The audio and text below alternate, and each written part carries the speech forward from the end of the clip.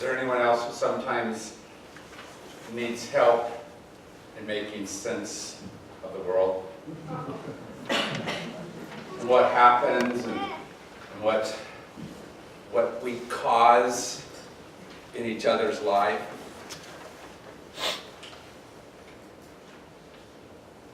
A friend of mine posted this on Facebook. Later that night, I held an atlas in my lap, ran my fingers across the whole world and whispered, "Where does it hurt?"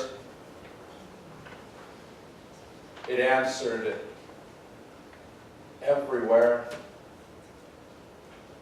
Everywhere.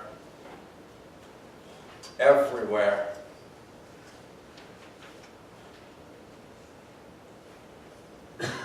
What do we do in the face of it all? All, everything. How many felt it in this circle? As you read about 23 lives taken from us. What do we do? How do we proceed forward? The secret, the answer, is in our text. A text that often we've avoided. And I told you last week why. It's that book of Revelation.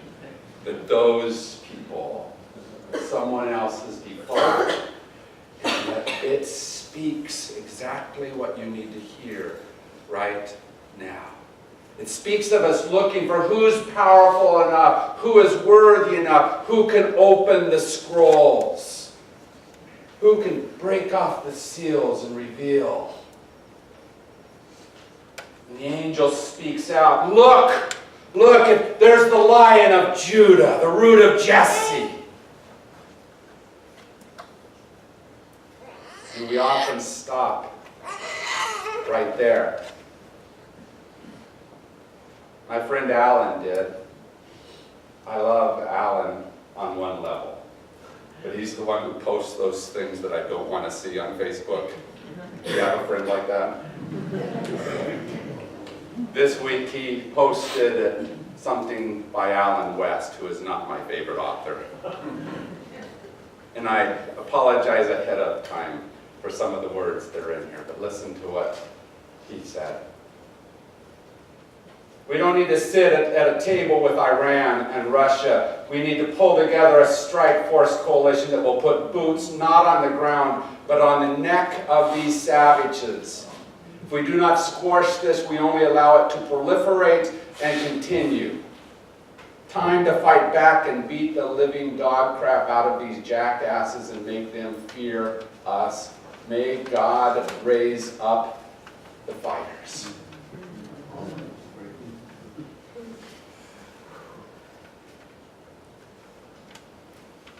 And I understand why he wants a great warrior God. Because in a place like this, I wish something would solve it that quickly. In the space of what we do and who we are in this world, I want the magic wand that solves it. But the story of Revelation, the story that I think we face on a regular basis, is not spoken in that great Lion of Judah. It's in what happens next. The narrator hears that proclamation of the lion, that great and powerful beast, and turns and sees there underneath the altar not the powerful beast, but a lamb. But not just any lamb. As weak as what that small, young creature is, it's even weaker. It's a lamb that looks as if it's been slaughtered. A lamb that is dying. And the angel proclaims, "Look, that's who's worthy to open the scroll."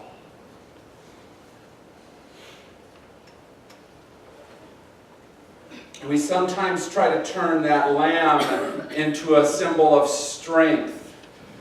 that's what sometimes they do, and how this is used wrong, and how it's interpreted wrong.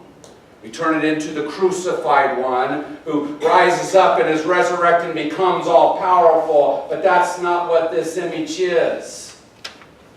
This image is about how God doesn't always seem powerful.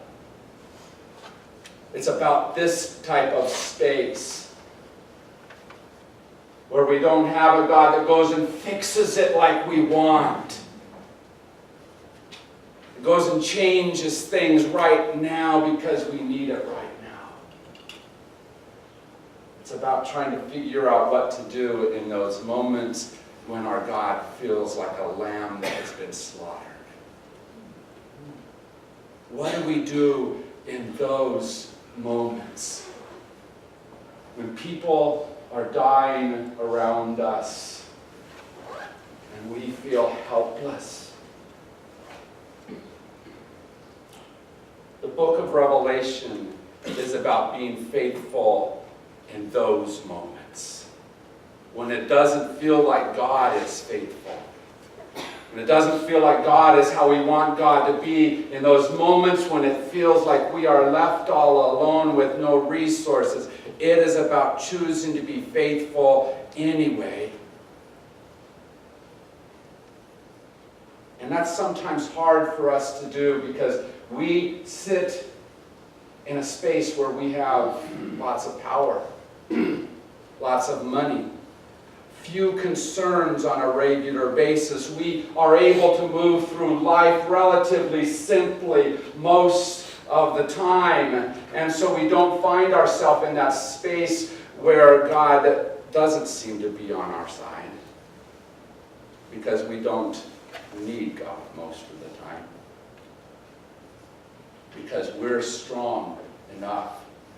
And so in this space where we do need something more, we easily, like that author, Alan, who went right to God created me to be. And they stood there in that strength. And we should stand there remembering that strength as we move forward into the challenges of what lie ahead of us. Amen. Amen.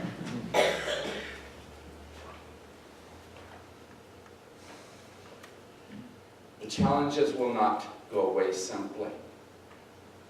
But our job is to choose to be part of how they begin to push back. And the way we do that is by remembering that little sliver of God that is present. We want to look for the lion that will solve it all. But we look and we see somehow a lamb, a slaughtered lamb with little life in it. And we say God is still there somehow. And you know where we see that? My experience is we see it in each other's eyes, in each other's hearts. And we come together to remind each other that it's there. We come into each other's lives to speak that truth again and to give each other strength to be able to remember that as we go back out into whatever it is that we have to face. We speak the truth of that present God even when it's hard for us to believe it. And we choose to look into each other's hearts and see that little sliver of God and speak it to each other. Shane Claiborne wrote a book called The Irresistible Revolution. And in it he said, the voices of resistance are little voices. But the voices of these ordinary radicals are beginning to harmonize in the most beautiful way. See, that's what we try to do. And he tells a story about this woman who was fighting to get a meal. There's a food cart there, and there's lots of people that need that food, and she's trying to get up there to get that meal. And he talks to her, and he said, I guess you really needed that. Yes, she said, but not for me. It's for that other woman who can't fight. She needed a meal. That's the sliver of divinity that we need to show. We need to somehow clumb together and find each other and show that spark of life into each other's hearts. We have to show that again and again so that somehow we begin to see a truth that's hard for us to see. As I've traveled around visiting your houses over the last few months, and you guys live all over the place. I'm sometimes surprised that we've chosen to have just St. Francis up here in the foothills. I wonder why there's not a St. Francis North and St. Francis South. St. Francis on the east side and on the west side. Why not? And then I realized that we have some of that. I know on the east side there's a group that meets on a regular basis, isn't there, Nancy? That comes together to remind each other. And up in the Oro Valley area, there's a group that meets up there, isn't there, Mark? And they get together and they remind each other. And so I'm going to challenge you to do that. Find people around you to connect with. Not here, but there where you live. And I want you to do even more than just get together and remind each other. I don't want you to get together in support groups. I want you to get together in service groups. I want you to find someone that you can do something with. I want you to find something that you can be. It might be helping out. She has been such an amazing pillar, standing up for the trans community and saying, here I am, and I'm going to do something. And she's supported by a lot of wonderful people. Saga is a great organization, but does she know that we're on her side? Not that we're with you, Abby, but are there people who walk with her to be able to help her to know, to be able to do the work that needs to be done? She needs that support group. We need to be part of that service group. But there's a lot of other things that need to be done all over this valley, right there where you live. I want you to find the people around you and speak to them and draw them close so that you can see the divine in them, and then you can find what you have to do.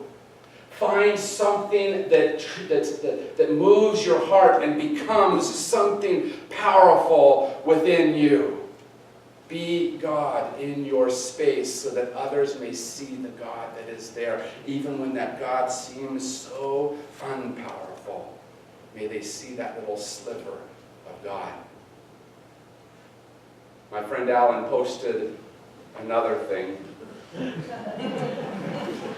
He said, the world has gone so crazy that I think that in the event of a zombie apocalypse, there will be zombie rights activists.